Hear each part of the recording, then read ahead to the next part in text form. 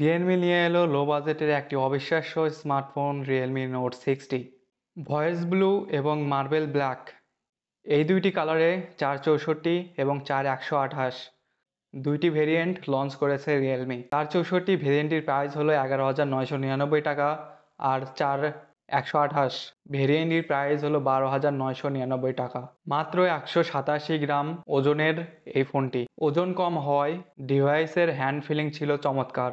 এই বাজেটের ফোনে ডিসপ্লে প্রোটেকশনে রিয়েলমি ব্যবহার করেছে রিইনফোর্সড গ্লাস প্রোটেকশন। অবাক করা বিষয় হলো এটি IP64 dust and splash resistant.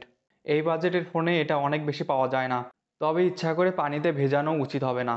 এবার আসি এর ডিসপ্লেতে ব্যবহার করা হয়েছে 6.7 inch IPS LCD panel, 90 hertz refresh rate এর বড় একটি ডিসপ্লে, যার পিক্সেল পার ইঞ্চ হলো 260 ppi। এই ফোনটির ব্রাইটনেস 560 নিটস পর্যন্ত উঠতে পারে, তাই সূর্যের আলোতে ডিসপ্লেটি দেখতে খানিকটা অসুবিধা হতে পারে।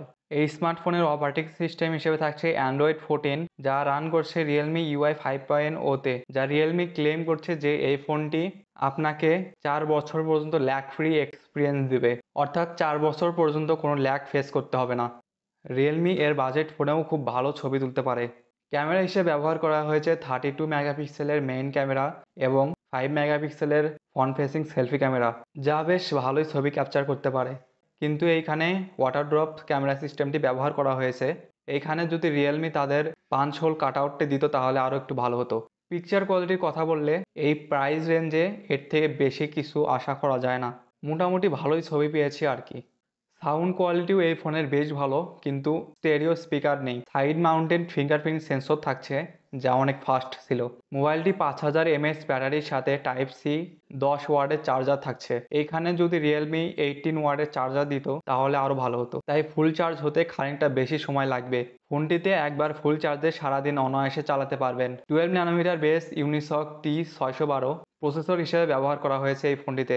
এই প্রসেসরে গেমিং করতে না পারলেও ডেইলি ইউজে অনেক ভালো পারফরমেন্স পাবেন, যা বলা চলে একটি প্লাস পয়েন্ট। আর আমার মনে হয় না যারা এই ফোনটি কিনবে তারা আসলে হেভি গেমিং করার জন্য এই ফোনটি নেবে। ফোনটিতে 2D গেমগুলো অনায়াসে খেলতে পারবেন। এই বাজেটে অন্যান্য ফোনের তুলনায় রিয়েলমি অনেক ভালো কোয়ালিটি ফুল ডিভাইস লঞ্চ করেছে।